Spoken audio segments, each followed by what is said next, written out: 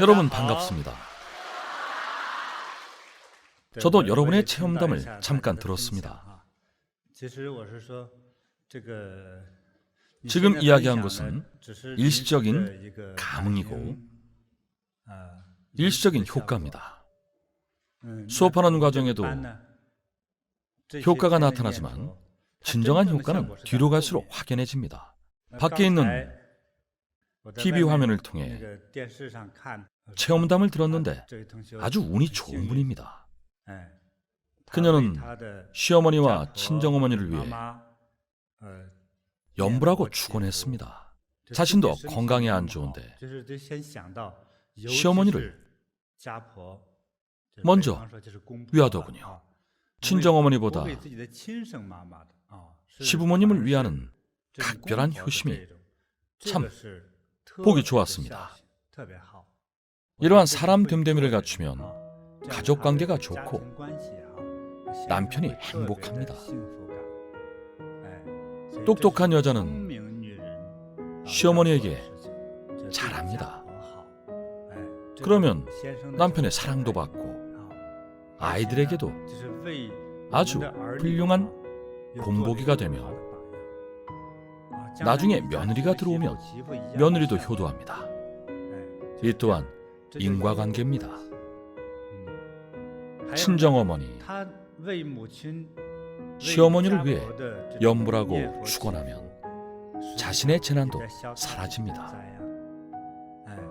가족관계가 점점 좋아지며 나날이 행복하고 조화로워집니다. 가와만사성입니다. 화기애애한 가정 속에서 가업과 자식들 사업은 거듭 발전하고 가족 사이에 사랑이 넘치니 삶이 행복합니다. 퇴근 후 귀가할 시간인데 늑대 소굴에 들어가는 것 같은 느낌이 든다면 집에 가는 것을 피하게 됩니다. 가족관계가 좋지 않은 사람은 퇴근 후 귀가하기 싫어합니다. 두려워합니다. 시부모님 뵙기를 두려워하고 야단 맞을까 봐 걱정합니다. 화목하고 행복한 가정이야말로 행복하고 완벽한 인생을 완성하는 가장 중요한 근거지입니다. 이 생명의 본거지가 즐겁고 행복하지 않다면 삶에서의 절반의 행복이 사라지므로 이것은 아주 중요합니다. 수업에서 저는 일반적인 연불만 가르치는 것이 아닙니다. 우리는 만족과 감사, 그리고 세 가지 자비의 광명을 배웁니다.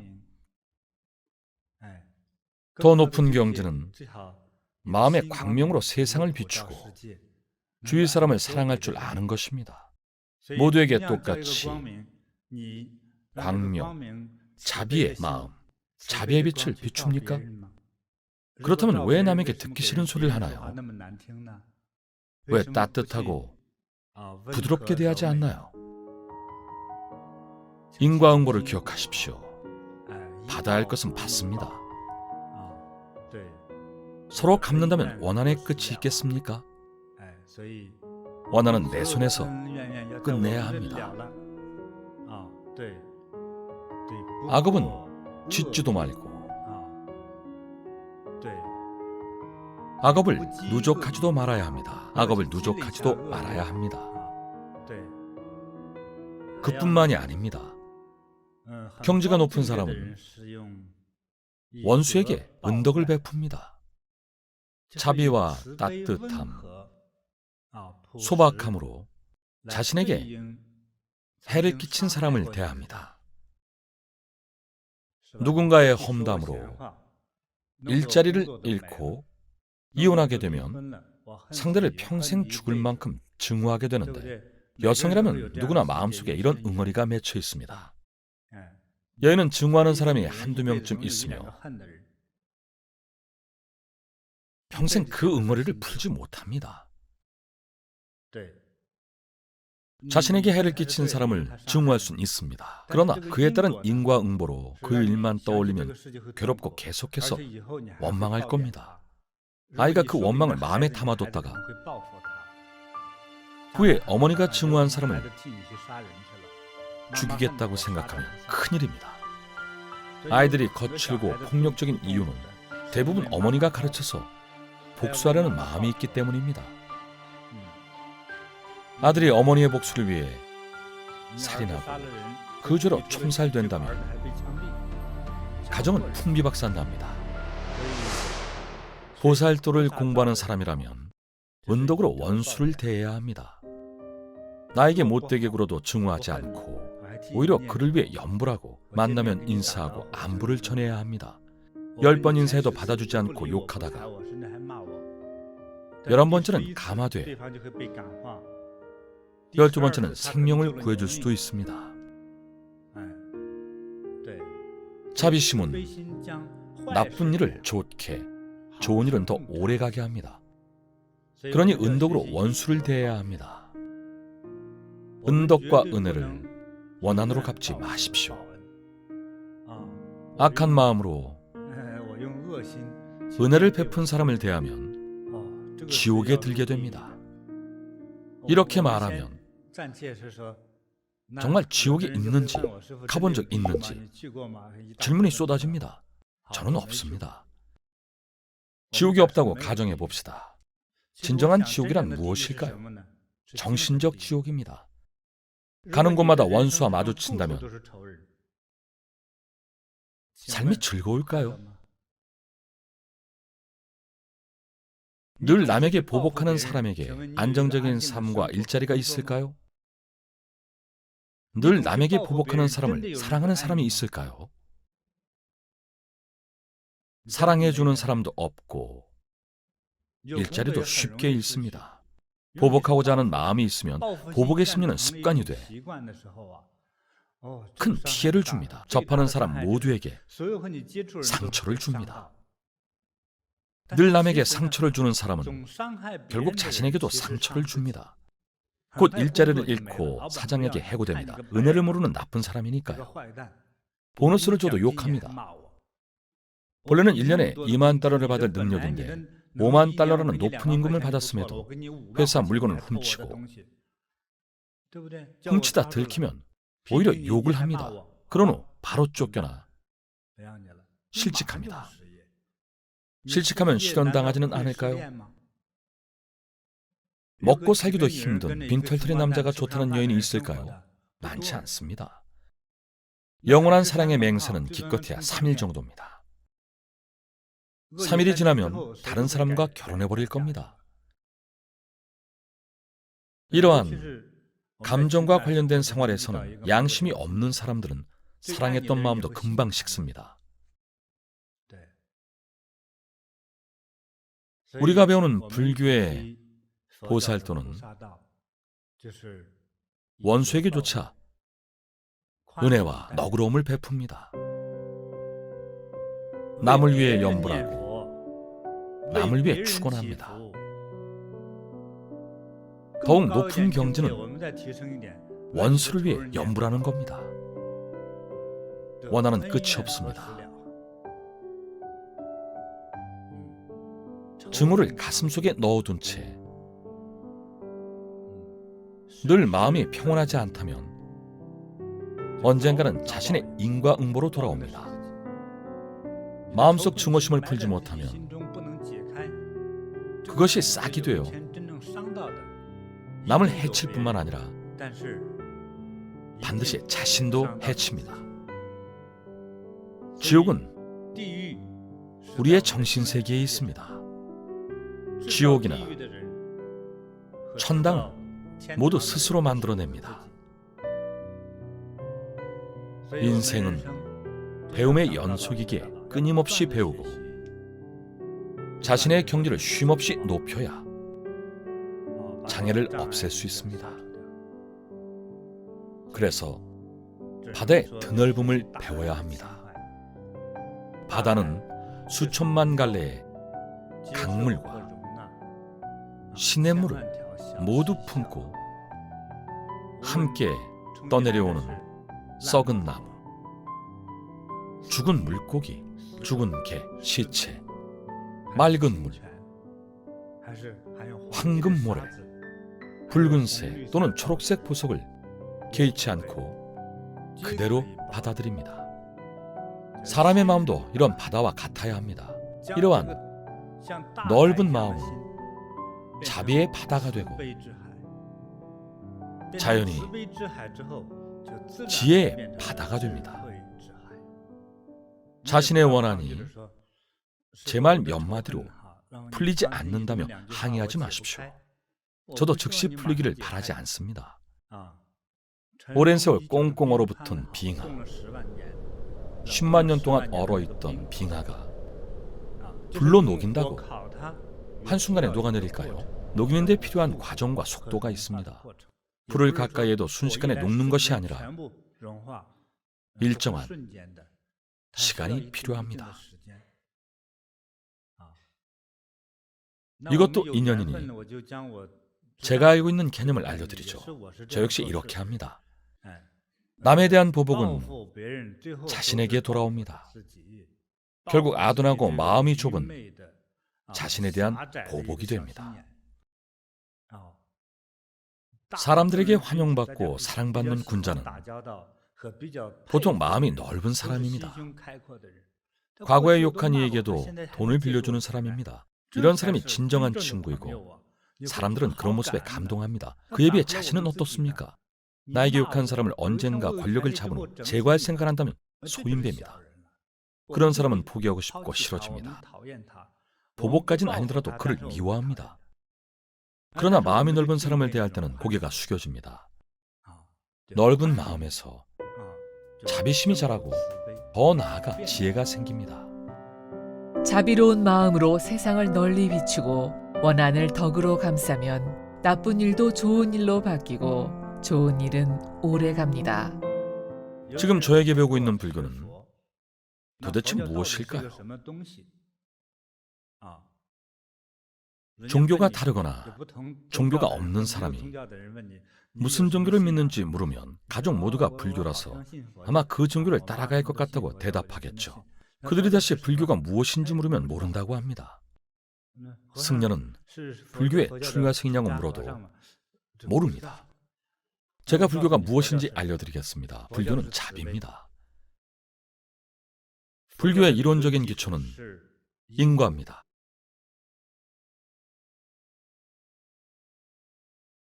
이 두 가지만 확실히 말할 수 있으면 충분합니다.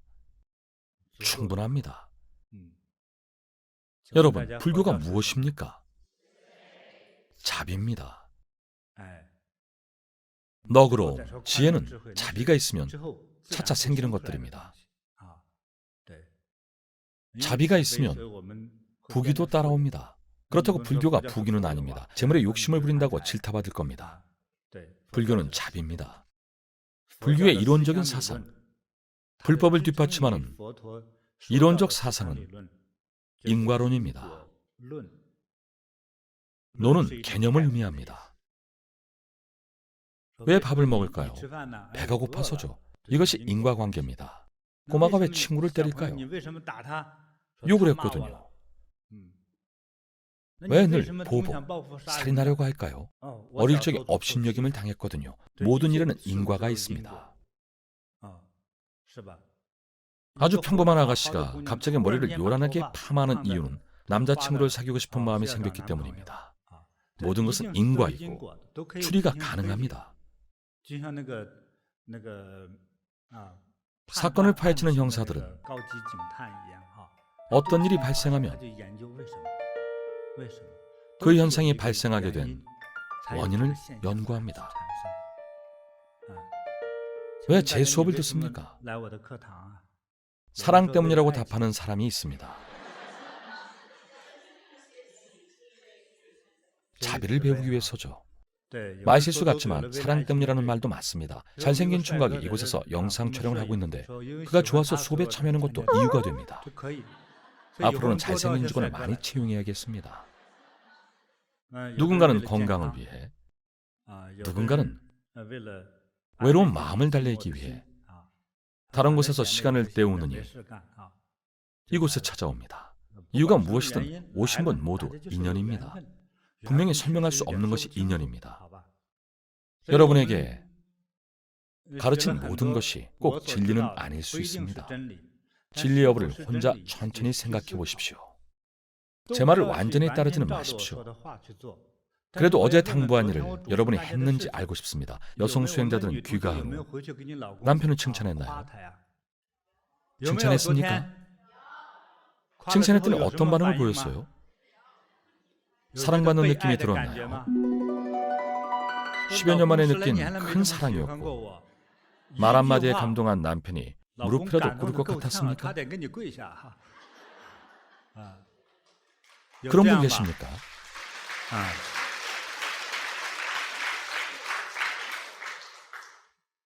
제가 남편을 유혹하는 법을 가르친다고 생각하면 잘못 알고 있는 겁니다. 남을 유혹하는 것이 아니라 남편을 유혹하는 것은 가정을 행복하고 화목하게 하는 지혜입니다. 오히려 부처님과 인연이 있으니 삭발하라고 하면 그게 더 큰일 아닙니까?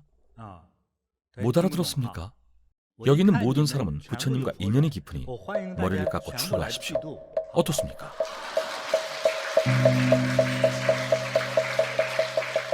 박수의 의미가 삭발하겠다는 의미입니까? 삭발하면 출가승이 되는 겁니다. 머리를 깎고 출가하려는 건 남편의 동의를 구하고 서명을 받아오십시오. 남편과 헤어져서 찾아왔다면 그건 외로움이라고 하지 신앙은 아닙니다. 머리를 깎고 얼마 안 지나 어떤 사형을 사모하게 되면 다시 머리를 길러 연애를 시작할 텐데 그렇게는 안 됩니다. 우리에게 필요한 것은 이런 게 아니라 진정으로 지혜가 자라는 겁니다. 지혜로워지는 것과 머리를 깎는 것과는 상관이 없습니다. 저는 3살 때 머리를 깎았는데 그때는 완전히 바보였습니다. 총명함과 아둔함은 머리카락의 길이와 상관없습니다. 부처님을 보십시오. 파마머리임에도 불구하고 아주 지혜롭지 않습니까?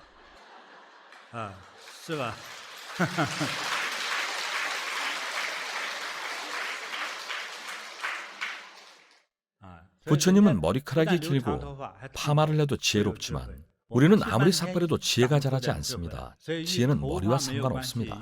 입은 옷과도 상관없습니다. 지혜는 형체가 없는데 어떻게 표현될까요? 삶의 표현 방식, 언어, 행위로 표현됩니다. 언어와 행위로 지혜로운 사람인지 자비가 있는지를 알 수 있습니다. 그래서 수행자들에게 가족관계를 좋게 하는 방법을 가르치는 겁니다. 귀가한 후 아이를 칭찬한 사람은 없었습니까? 긍정적인 효과가 있었나요? 있을 겁니다. 틀림없습니다.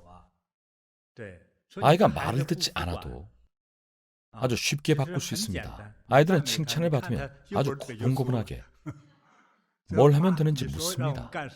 아주 간단합니다. 개 돼지보다 못하다. 이웃집 형, 누나를 바라라는 얘기를 늘 들으면 화가 나고 반항하고 싶어집니다. 부모님 곁에 남지 않고 집을 떠나거나 방랑자가 됩니다. 그럼 아이와 어떻게 소통해야 할까요? 알고 보면 간단합니다. 우선 시작은 칭찬입니다.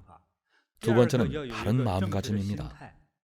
바른 마음가짐으로 아이의 긍정적인 재능을 발견하길 바랍니다. 아이를 더 뛰어난 다른 아이와 비교하지 마십시오. 아이가 정상적으로 밥을 잘 먹는다면 이미 아주 대단한 겁니다. 16살이 되어도 따라다니며 먹이는 아이도 있습니다. 귀염둥이, 한 입 더 먹어. 이런 아이는 키우기 힘듭니다. 대학 진학 문제가 아닌 18살까지 살 수 있을지가 문제되면 큰 걱정거리입니다. 아이가 정상이라면 그것만으로 충분히 기뻐해야 합니다. 아이의 탄생이 집안에 즐거움과 희망을 주었으니까요. 그렇죠. 아이는 부모에게 행복을 줍니다.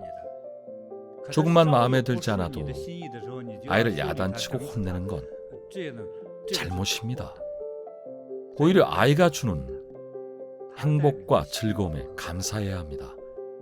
물론 자녀의 성공을 위해 교육과 양성은 필요합니다. 그러므로 아이의 특징과 특기를 눈여겨봐야 합니다. 세 가지 광명에는 식광명이 있습니다.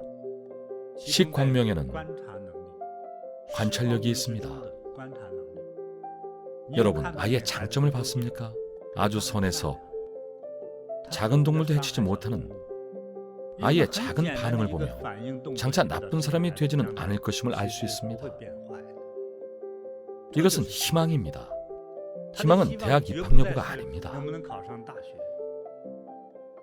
온 세상 사람들이 대학을 가는데 의미가 있을까요?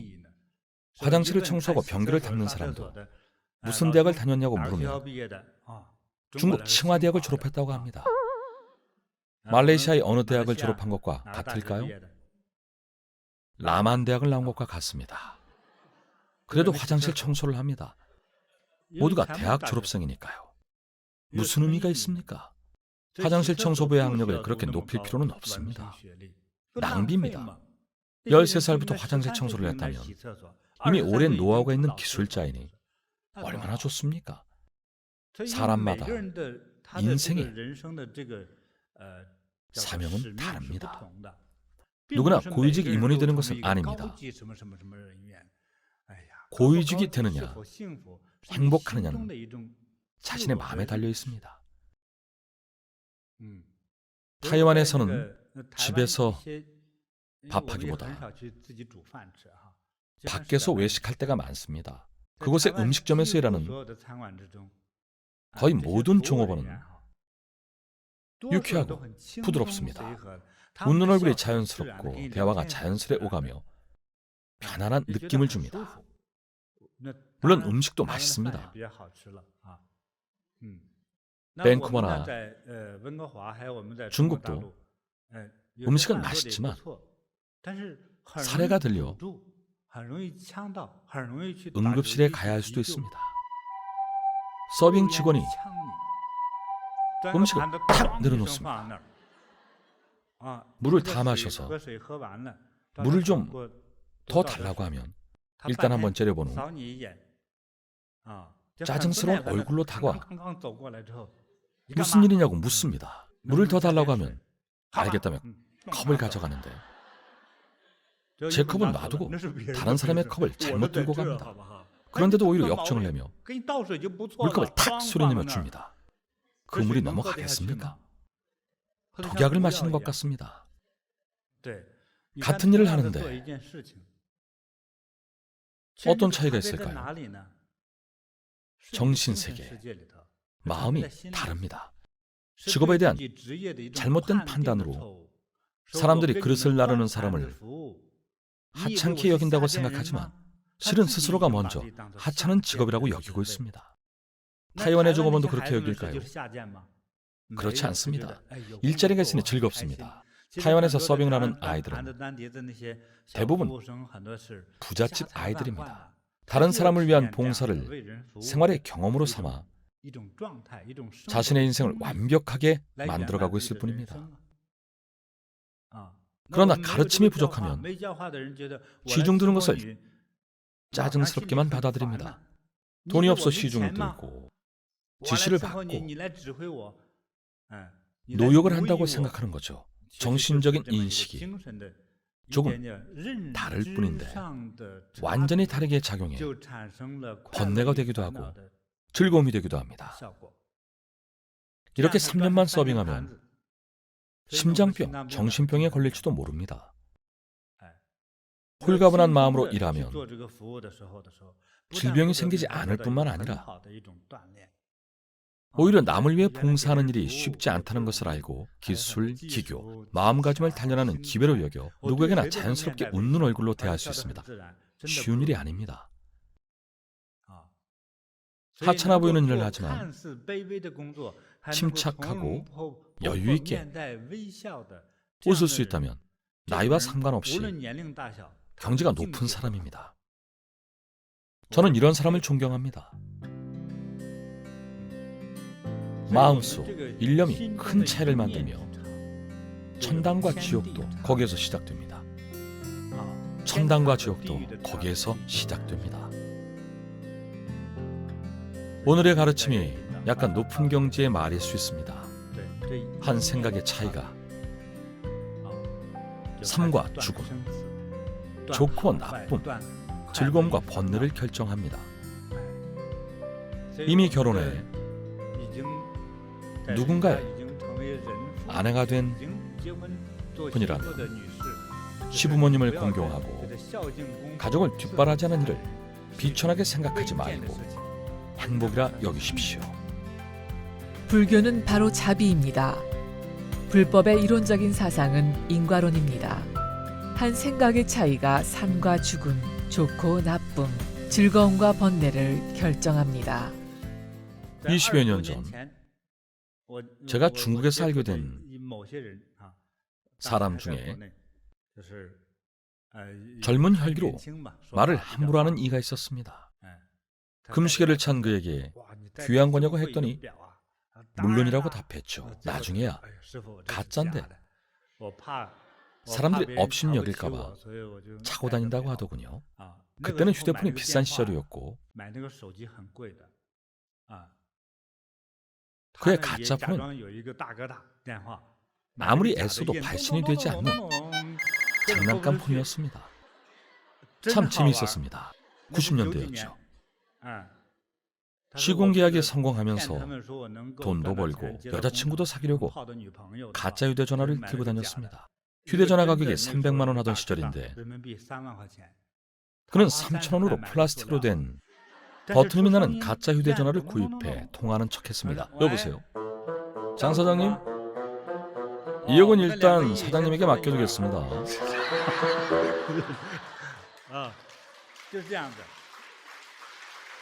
일반인들은 그런 줄도 모르고 참 대범한 사람이라 생각했습니다.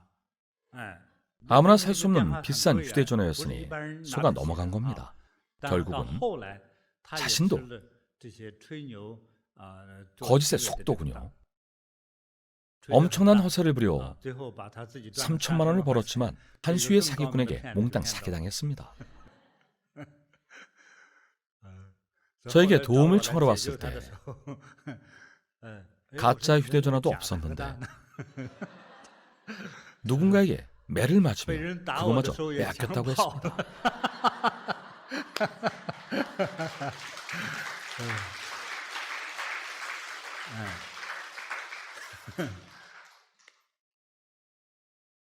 이해했다면 다시 본 주제로 돌아갑시다.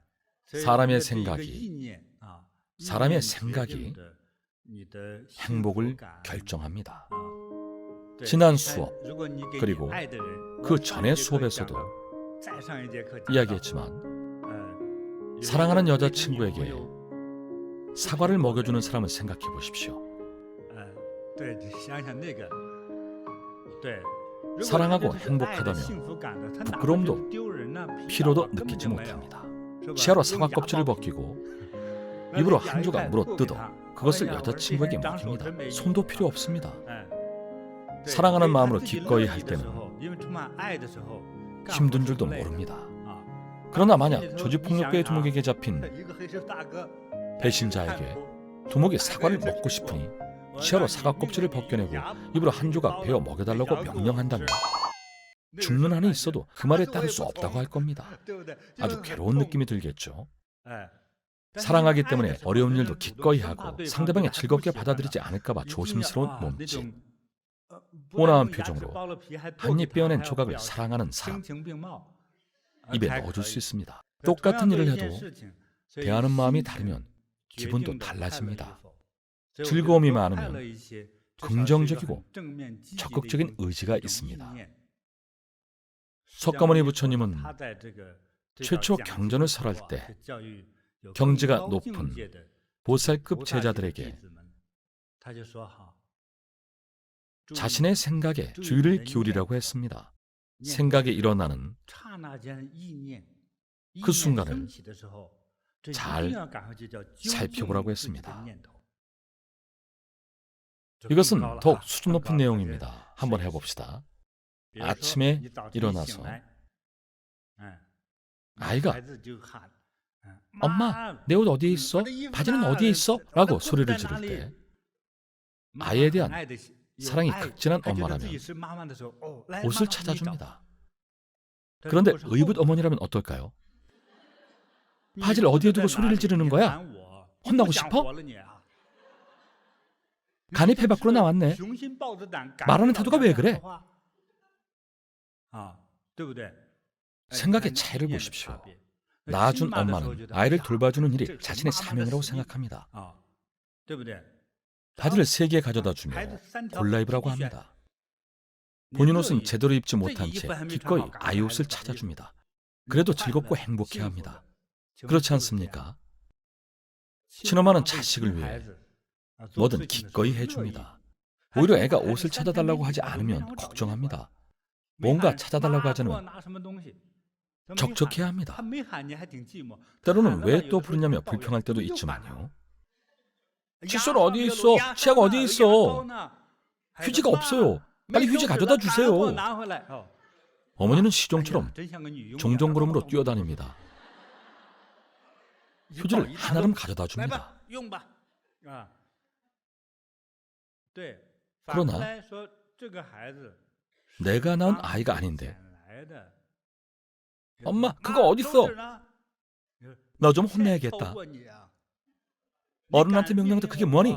이럴 겁니다. 일이 벌어집니다. 이렇듯 같은 일도 생각에 따라 결과가 크게 차이가 납니다. 부정적인 심리는 남에게 상처를 줄 뿐만 아니라 자신도 질병에 걸리게 합니다. 사람의 겉모습은 큰 차이가 없지만 내면의 세계는 매우 다릅니다. 부정적인 사람은 죽음의 신을 대하듯 사람들이 피해 다닙니다. 늘 해맑고 긍정적인 사람은 주위 사람을 돕고 즐겁게 함으로 모두가 좋아합니다. 그만큼 베푸는 것도 많겠지만 삶이 행복하고 즐겁습니다. 이러한 행복과 즐거움은 지혜를 열어주고 친구를 만들어주며 삶의 장애를 없애줍니다. 번뇌를 해결하는 비법을 가르쳐드리겠습니다. 번뇌를 이겨내지 못할 때는 친구에게 이야기하십시오. 이것이 제가 여러분에게 알려주는 비법입니다.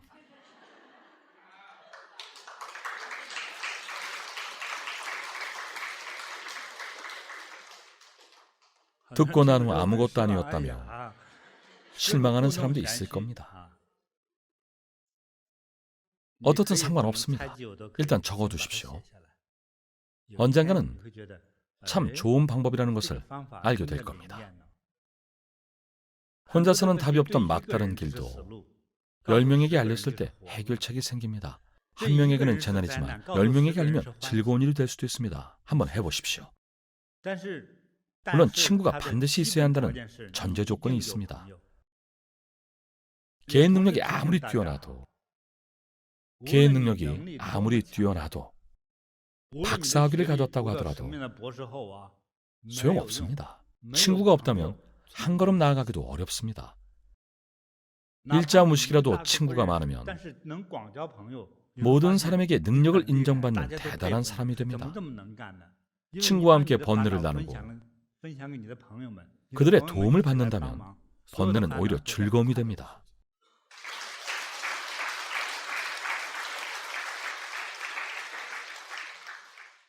저만의 비밀인데 여러분에게 알려줬습니다. 우리의 인연 때문입니다.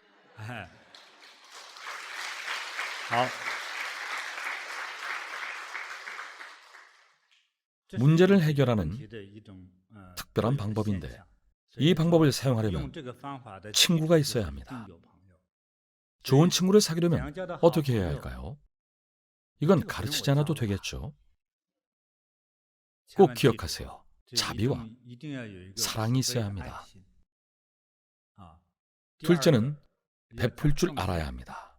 절대 수고스러움을 두려워하지 마세요. 세상의 모든 일에는 원인이 있습니다. 원인이 있습니다.